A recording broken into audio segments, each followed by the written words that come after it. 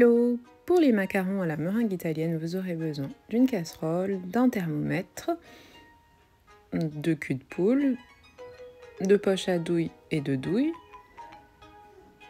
d'un robot éventuellement ou d'un batteur électrique. Ensuite, au niveau des ingrédients, 2 pesées de blanc d'œuf, du sucre en poudre, un temps pour temps de poudre d'amande et de sucre glace. Donc dans la casserole, on mettra l'eau et le sucre et on fera le sirop de sucre. Vous aurez aussi besoin d'un mixeur dans lequel vous allez verser votre temps pour temps de poudre d'amande et de sucre glace. Et on va venir mixer en plusieurs fois. Donc pour les pesées, les grammages, tout sera en barre d'infos de description de la vidéo.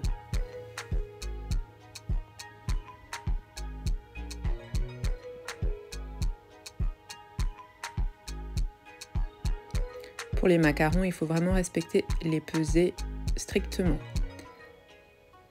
Alors, on va venir mixer notre temps pour temps en plusieurs fois, pas trop longtemps.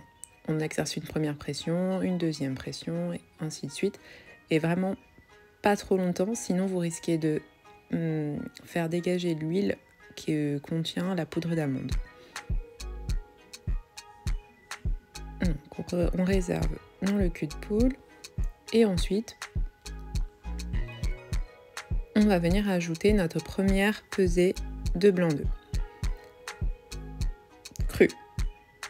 Et on va former ce qu'on appelle notre pâte d'amande. On vient mélanger, bien amalgamer le tout.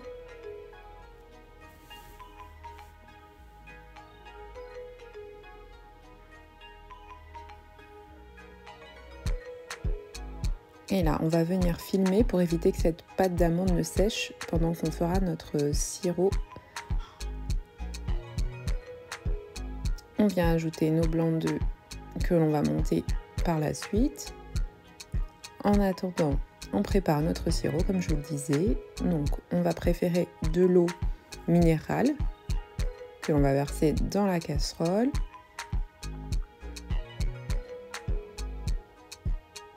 Ensuite, on va verser notre sucre en poudre.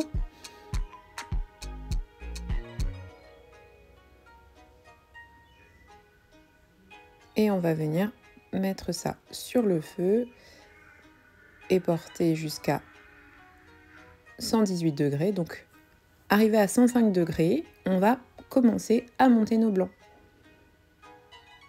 Lorsqu'ils seront bien mousseux et que notre sirop aura atteint 118 degrés, on va venir le verser enfilé sur nos blancs mousseux.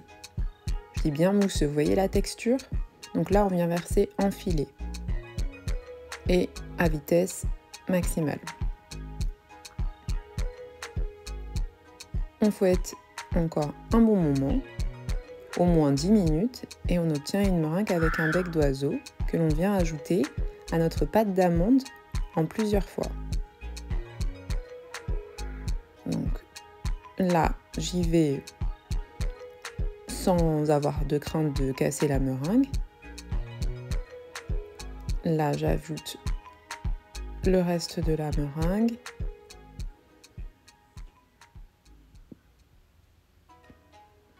Et je vais venir ce que l'on appelle macaronner. Soulever la pâte par en dessous, puis de nouveau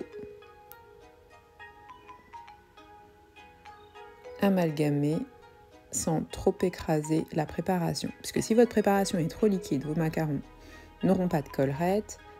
Si votre préparation est trop épaisse, vos macarons seront également ratés. Donc il faut vraiment maîtriser ce geste. Là, je viens séparer ma préparation en deux puisque je voulais faire 2 couleurs. Alors, je vous conseille pour une première, lorsqu'on tente les macarons, de ne faire qu'une seule couleur. Puisque lorsqu'on sépare une préparation de macarons, on risque de trop macaronner notre préparation et obtenir du coup des macarons ratés qui vont s'étaler. là, j'avais préalablement pas trop macaronné pour pouvoir ensuite ajouter le colorant à ma préparation. Et là, vous voyez, je mélange, c'est en vitesse accélérée, mais je mélange beaucoup plus lentement que cela.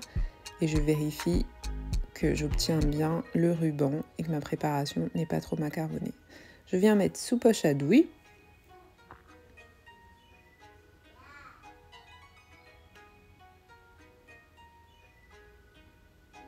Alors, une fois que votre préparation est sous poche à douille, on ne la laisse pas des heures sur le côté sans la pocher.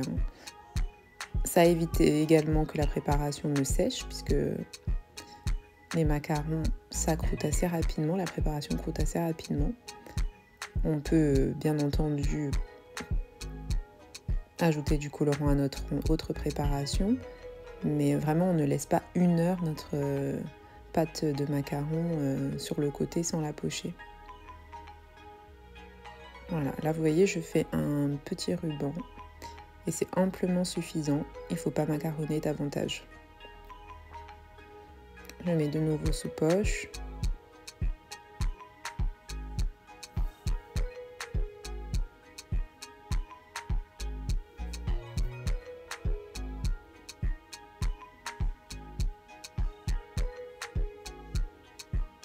Et là, je vais mettre de gabarit que j'ai imprimé, qu'on trouve facilement sur internet.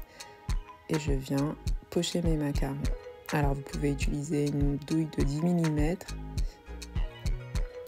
Moi j'utilise cette douille que je trouve à Carrefour avec des poches à douille. Je l'adore, j'ai toujours commencé les macarons avec cette douille là. Et on vient tapoter. Alors pour le matériel, j'ai oublié de préciser, donc il faut des plaques bien entendu, perforées, et vous pouvez utiliser du papier cuisson ou bien ces feuilles en fibre de verre qui aident à avoir de très beaux macarons.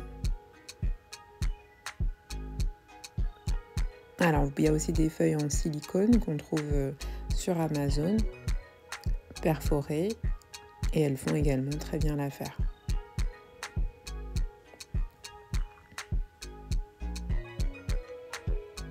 On vient pocher tranquillement sur nos gabarits les macarons et de nouveau tapoter.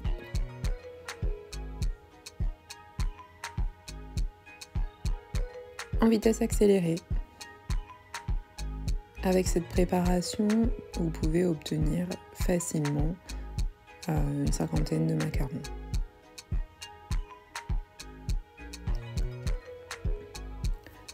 Au four préalablement préchauffé, pour ma part à 145 degrés, chaleur statique. Et voilà, vous obtenez de très jolis macarons. Alors, les macarons roses, il ne faut pas que ce soit trop cuit, donc j'ai cuit 13 minutes. Les macarons verts, une petite collerette, et mes préférés, les macarons jaunes qui ont une collerette comme je les aime. Vous pouvez voir, lorsqu'on les met 2 à 2, on obtient de très très jolis macarons. Et voilà, j'espère que vous réussirez maintenant vos macarons avec toutes ces astuces. N'oubliez pas de vous abonner.